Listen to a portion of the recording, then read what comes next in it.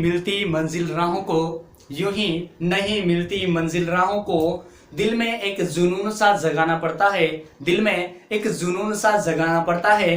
तब पूछा गया इस चिड़िया से कि कैसे बना तेरा आशियाना, कि कैसे बना तेरा आशियाना, तो बोली भरनी पड़ती है ऊंची उड़ान, तो बोली भरनी पड़ती है ऊंची उड़ान, और तिनका तिनका उठाना पड़ता है, और तिनका तिनका उठाना पड़ता है। हेलो गाइस, मैं प्रदीप नागर आप सभी का वेलकम करता हूं हमारे यूट्यूब चैनल बायो मंत्र में। गाइस, आज की इस वीडियो लेक्चर के अंदर हम बात करने वाले हैं वायरस की। तो वायरस क्या होता है, इसकी कुछ हम पहले हिस्ट्री की बात करेंगे कि जो वायरस है ये किस प्रकार के होते हैं और किन किन वैज्ञानिकों का मत क्या रहा है, तो उसकी हम सबसे पहले यहाँ पे बात करने वाले हैं। तो गाइस, वीडियो में इस तरीके से आप एंड तक बने रहिएगा ताकि आपको चीजें बारी बारी से समझ में आने लगे। तो गाइस, हम स्टार्ट करने से पहले अगर आप चैनल पे नए हो तो चैनल को सब्सक्राइब कर लीजिए और पास में जो बेल आइकन है उसको प्रेस कर लीजिए ताकि आने वाला हर वीडियो का नोटिफिकेशन आपको टाइम टाइम मिलता रहे। तो चलिए गाइस, स्टार्ट करते हैं आज की वीडियो को।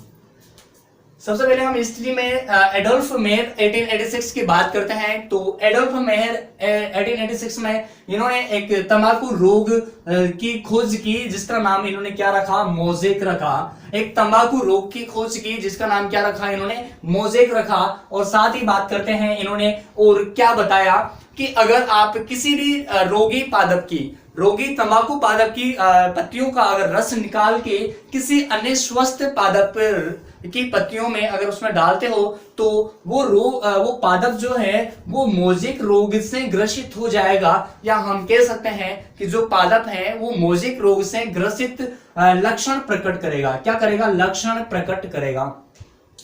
यूएनओस की क्या मत है, देखो इन्होंने क्या कहा। 1892 में इन्होंने सिद्ध किया तंबाकू में मोजेक रोग को। किसको सिद्ध किया? तंबाकू में मोजेक रोग को। और इन्होंने क्या कहा कि रोग से ग्रसित जो पत्तियों का रस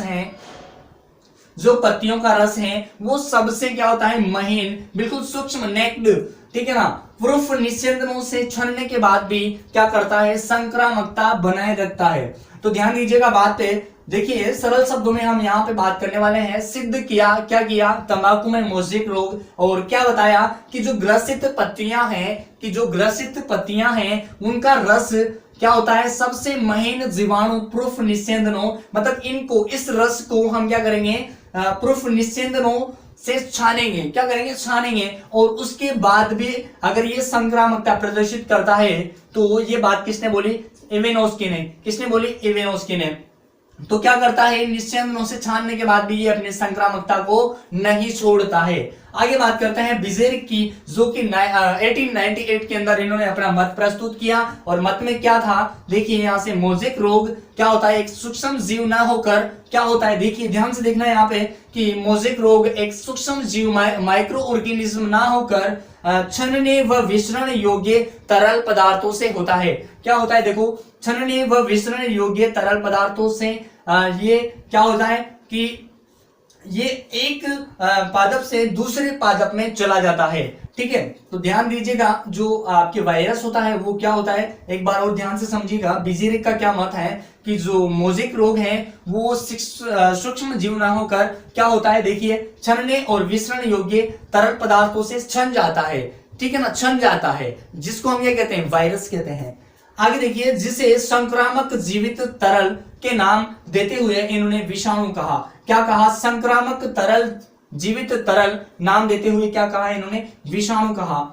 आगे बात करते हैं कि पादप विषाणु विज्ञान का जनक भी बिजेरिक को कहा जाता है।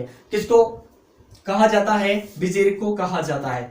आगे बात आती है स्टेनले की। 1935 के अंदर अपने स्टेनले भाई साहब आए और इन्होंने क्या कहा, देखिए ध्यान से देखते हैं कि जो मोजेक विषाणु को इन्होंने किसके रूप में प्राप्त किया? क्रिस्टल के रूप में प्राप्त किया। किसके रूप में? क्रिस्टल के रूप में प्राप्त किया। और इसी कार्य के लिए इन्हें 1946 के अंदर रसायन का नोबेल प्राइज भी दिया गया। कब दिया? 1946 के अंदर। और 1935 में इन्होंने मोजेक विषाणु को क्रिस्टल के रूप में प्राप्त किया। ये बात आपको ध्यान रखनी है, बिल्कुल सही सुना है आपने। नेक्स्ट बात करते हैं इसकी डेफिनेशन की। डेफिनेशन होती क्या है, देखिए, जो आपके बैक्टीरिया होते हैं, सॉरी जीवाणु होते हैं, वायरस, ये मृत जो होते हैं, जैसे मृत अगर किसी भी जीवित कोशिका या परिपोषी कोशिका के अंदर अगर नहीं रहता है तो ये मरते नहीं है, मतलब मृत रूप में बाहर पाए जाते हैं, लाखों करोड़ों सालों तक ये जो है खत्म नहीं होते, नष्ट नहीं होते हैं। तो अगर हम बात करें यहाँ से जीवित परिपोषी कोशिका के अंदर अगर ये रहता है तब ये जीवित होता है, ठीक है। किसी भी जीवित कोशिका के अंदर रहता है तब ये जीवित बना रहता है। और साथ ही साथ अगर हम यहाँ से डेफिनेशन की बात करें तो यह अति सूक्ष्म अकोशिकीय कण है। अकोशिकीय मतलब ये कोशिकाओं का नहीं बना होता है। तो सर किसका बना होता है, देखिए यहां से जानते हैं किसका बना होता है। तो अति सूक्ष्म माइक्रो ऑर्गेनिज्म जो होते हैं, बिल्कुल सूक्ष्म अकोशिकीय कण है, और जो कि न्यूक्लिक अम्ल और प्रोटीन के बने होते हैं। किसके बने होते हैं, न्यूक्लिक अम्ल और प्रोटीन के बने होते हैं। अगर हम बात करें कि जो अधिकतर वायरस हैं वो आपके उनके अंदर न्यूक्लिक अम्ल के रूप में आरएनए पाया जाता है, जबकि कुछ जो वायरस होते हैं उनके अंदर न्यूक्लिक एसिड के रूप में डीएनए प्रेजेंस होता है। देखिए यहां से आगे बात करते हैं, यह जीवित कोशिकाओं में गुणन करता है। जब इसको परिपोषी कोशिका मिल जाती है तो वहां पे ये अपनी संख्या को क्या कर सकता है, बढ़ा सकता है, या जीवित रूप में रह सकता है, जीवित रहने का जो है कार्य वो कर सकता है। तो ध्यान से देखिएगा यहाँ पे, तो रेप्लिकेशन ये करता है, अपनी संख्या को बढ़ाता रहता है।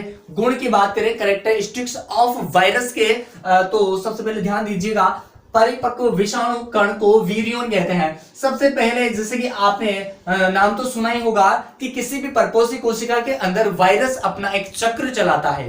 क्या चलाता है, चक्र चलाता है, जिसमें जो फर्स्ट स्टेज आती है वायरस के अपने रेप्लिकेशन करने की, उसी फर्स्ट स्टेज को हम क्या बोलते हैं, वीरियन के नाम से यहाँ पर जानते हैं। नेक्स्ट बात करते हैं, आनुवंशिक पदार्थ, इनके अंदर डीएनए और आरएनए होता है, या फिर दोनों में से एक होता है, जो कि किससे बना, ढका होता है, प्रोटीन से ढका होता है। किससे ढका होता है, प्रोटीन से ढका होता है, जिसे हम क्या किस नाम से जानते हैं, कैप्सिड नाम से जानते हैं। ठीक है, ध्यान दीजिएगा यहाँ पे बात पे, बहुत इंपॉर्टेंट पॉइंट है, सारे के सारे बिल्कुल आसानी से आपको जो है यहाँ से याद हो सकते हैं। अत्यधिक संक्रामक व ताप संवेदनशील होते हैं, मतलब बहुत ज्यादा ये संक्रामक होते हैं, मतलब किसी भी जीव को संक्रमित कर सकते हैं, लेकिन ये संवेदनशील होते हैं। ठीक है, आगे देखिए यहां से फोर्थ पॉइंट की बात करते हैं कि अधिकतर पादप विषाणुओं में आनुवंशिक पदार्थ आरएनए प्रेजेंस होता है। अगर हम बात करें पादप की, तो कौन सा पादप है जिसके अंदर आनुवंशिक पदार्थ आरएनए होता है, तो ध्यान दीजिएगा, टीएमवी टोबैकोमोसिक वायरस जो है ये एक प्रकार का विषाणु है जिसके अंदर क्या प्रेजेंट होता है, आरएनए प्रेजेंस होता है। लेकिन कुछ के अंदर डीएनए भी प्रेजेंस होता है, डीऑक्सीराइबोस न्यूक्लिक एसिड। अगर इसके वायरस की बात करें तो किस वायरस के अंदर डीएनए जो डीएनए है वो प्रेजेंस होता है, तो कॉलीफ्लावर मोज़ेक विषाणु के अंदर डीएनए प्रेजेंस होता है। 5 पॉइंट की बात करते हैं, न्यूक्लिक एसिड जो है एक प्रकार का संक्रमणकारी का काम करता है। न्यूक्लिक एसिड किसी भी जीव को जो है इन्फेक्ट करने का काम करता है, किसी भी बैक्टीरिया को इन्फेक्ट करने का काम कौन करता है, न्यूक्लिक एसिड करता है। अब प्रोटीन की बात करें तो प्रोटीन से बना हुआ जो कवच है उसको हमने यहाँ पे कैप्सिड नाम दिया है, और वो क्या करता है, इसको सुरक्षा करने का काम करता है, या हम ऐसे कह सकते हैं कि जो इसके अंदर प्रोटीन प्रेजेंस है वो इसका सुरक्षा कवच है। क्या है, सुरक्षा कवच है। नेक्स्ट पॉइंट की बात करते हैं कि प्रोटीन सिंथेसिस के लिए, मतलब प्रोटीन संश्लेषण के अंदर एक विशेष संरचना पाई जाती है इसके अंदर, जिसको हम राइबोसोम के नाम से जानते हैं। और राइबोसोम की बात करें तो ये 70S टाइप का होता है। कि कौन से टाइप का होता है, 70S टाइप का होता है। आगे बात करते हैं, अविकल्पी परजीवी है, मतलब ये कहने का ये है अविकल्पी परजीवी है, एक प्रकार के वायरस। अगर हम इसको साधारण भाषा में समझने की कोशिश करें तो यहां से कि किसी भी जीवित जीव के अंदर ही ये अपना क्या कर सकता है, अपनी वृद्धि कर सकता है। ठीक है, अविकल्पी परजीवी का मतलब यहाँ पे आपको समझ में आ गया होगा, मतलब किसी भी जीवित जीव के अंदर अपना ये रेप्लिकेशन कर सकता है, गुणन कर सकता है।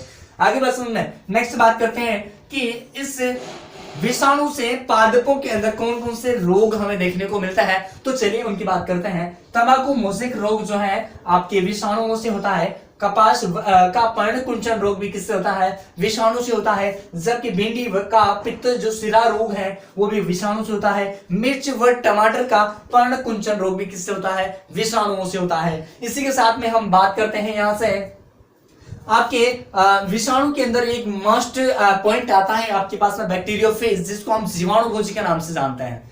किसके नाम से जानते हैं? जीवाणुभोजी के नाम से जानते हैं। और जो आपके जीवाणुभोजी हैं ये किसको इन्फेक्ट करता है? तो ध्यान दीजिएगा, जीवाणुओं को ये क्या करता है? इन्फेक्ट करता है। जीवाणुभोजी एक प्रकार का वायरस होता है, ये आपको बिल्कुल ध्यान रखना है। जीवाणुभोजी का मतलब ये नहीं है कि ये एक प्रकार का जीवाणु है, नहीं, बिल्कुल गलत है ये। आप यहाँ पे ध्यान से सुनिएगा बात को। जीवाणुभोजी एक प्रकार का वायरस है। क्या है? वायरस है। और ये जीवाणुओं को इन्फेक्ट करता है। किसको करता है?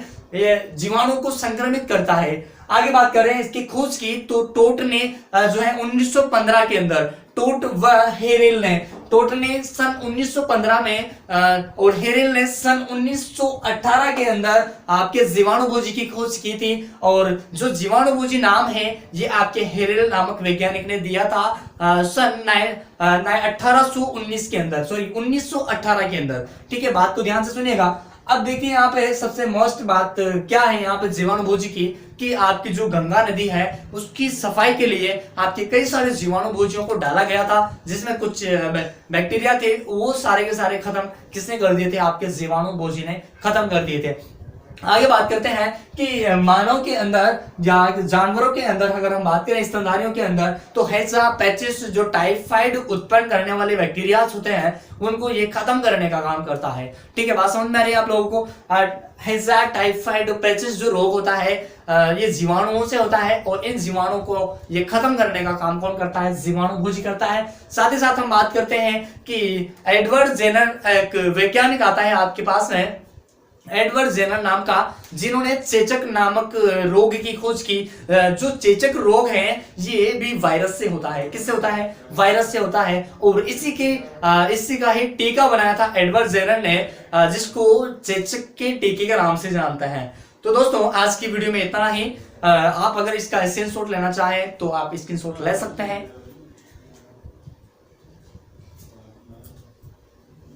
तो गाइस फिर मिलते हैं अपन नेक्स्ट वीडियो में, तब तक के लिए जय हिंद, जय भारत, वंदे मातरम, राम राम सभी लोगों को।